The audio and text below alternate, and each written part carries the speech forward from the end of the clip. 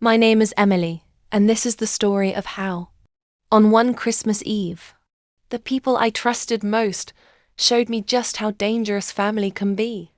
That night, everything looked perfect. The tree sparkled with ornaments we had collected since childhood. The house smelled like pine and gingerbread. My father had the fireplace roaring, and my mother was fussing over eggnog while Callie, my sister, sang along off-key to Christmas music. It should have been a beautiful night. But beauty is only surface deep. And beneath the lights and the laughter, something was about to crack. It started with Callie sneaking into my office. She had always been the snoopy one, pretending it was innocent curiosity.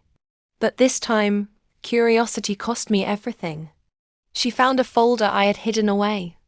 Bank statements, investment reports, proof of years of work that I had never shared with anyone. When she came back out, her face was pale, her voice shaking, but her eyes were lit with something ugly. And then she said it aloud.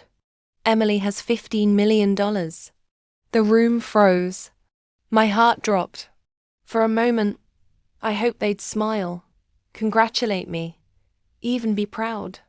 But the silence broke like glass, and the words that followed cut deeper than knives. My mother snapped first. How dare you hide this from us? Do you think you're better than your own family? My father's disappointment was worse. You abandoned us, Emily. Family shares everything. That money doesn't just belong to you, it belongs to all of us. And Callie, my sister, the girl who once held my hand through nightmares, just stood there smirking, like she had finally won a secret war. The accusations rained down. Selfish, greedy, heartless. They demanded explanations. Demanded I give them access.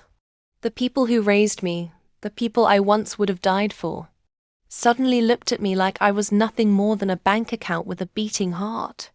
I tried to explain. I told them about the years I worked 3 jobs. About the nights I went to bed hungry so I could save money. About the endless failures before success finally came. I told them I wasn't hiding the money out of malice. Just wanted peace, privacy, safety. But they didn't hear me. They didn't want the story. They wanted the money. At first, I thought maybe they just needed time. But then the manipulation began. My father would text me, "You're too young to handle this. Let me guide you before you ruin yourself." My mother would guilt me with long, emotional voicemails. "We gave you everything, and this is how you repay us?" Callie, though, played her part best. She cried to me. She said, "You've always had the good grades, the opportunities, the success. Don't you think I deserve just a little too?" And for a moment, I almost gave in. Because love blinds us. Guilt blinds us. But behind the tears, they were planning something far darker. The first sign was money missing my accounts. Small at first, then larger. I combed through my files and found documents with my name on them. My signature. Only it wasn't mine. They had forged it. They had stolen from me. When I confronted Callie, she didn't even deny it. She just shrugged. "You'll be fine. You have more than enough." But it didn't stop there. I learned they were meeting with lawyers, trying to build a case that I was mentally unfit to manage my finances. They wanted legal control my accounts, my company, my life. That was the moment everything inside me shifted. I realized the truth. My family didn't just want my money. They wanted to own me. And I decided then I would never let them. I stayed quiet. I smiled through dinners. I let them think their plan was working. But while they plotted in the open, I was working in the shadows. I documented every theft. I recorded every conversation. I saved every forged document, every suspicious transfer. I built a case so detailed it would crush them. And then, when they thought they were about to win, when they had convinced themselves, I was weak, I struck. Court was brutal. My mother cried on the stand.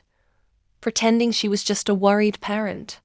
My father ranted about family unity. Callie tried to act innocent, claiming she didn't understand what was happening. That truth doesn't care about tears. The evidence spoke louder than any of them. The forged signatures, the stolen money, the manipulation. One by one, their lies unraveled until even the judge looked disgusted. When it was over, their case collapsed completely. Instead of taking control of my life, they left humiliated, exposed, and powerless. But the sweetest part wasn't just winning in court. It was watching them realize they had lost something far more valuable than money. They had lost me. Callie had once told me, "You'll never survive without us." But in the end, they couldn't survive without me. I rebuilt after that. Stronger, smarter, and more careful. My money is protected. My business is thriving. And my heart, it carries scars, but it also carries wisdom. I learned that blood doesn't make someone family. Loyalty does. Respect does. Love does. And when those are missing, what you really have isn't family. It's a threat. So if you've ever been betrayed, remember this. Betrayal is not the end. Sometimes it's the beginning of freedom. If my story struck a chord with you, subscribe to my channel and like this video because stories like these deserve to be heard. And sometimes the truth is the most powerful revenge of all. And the moral: family isn't defined by DNA. It's defined by trust. And when trust is gone, the bravest thing you can do is walk away and never look back.